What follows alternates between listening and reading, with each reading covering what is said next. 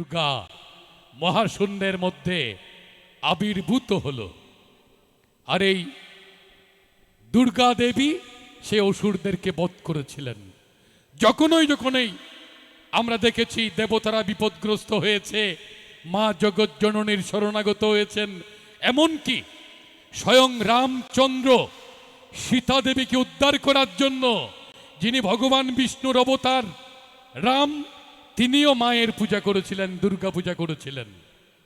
আমরা যে আশ্বিন মাসে যে পূজাটা করি, এটা কিন্তু স্বয়ং অবতার পুরুষ রামচন্দ্রদেব করেছিলেন সীতা দেবীকে উদ্ধার করার জন্য রাবণের হাত থেকে। আবার দেখি আমরা কোথায়, মহাভারতে যখন অর্জুন যুদ্ধ করবেন না সিদ্ধান্ত নিলেন, শ্রীকৃষ্ণ অর্জুনকে অনেক বুঝালেন এই যুদ্ধ করার জন্য, অধর্মের বিরুদ্ধে ধর্ম সংস্থাপনের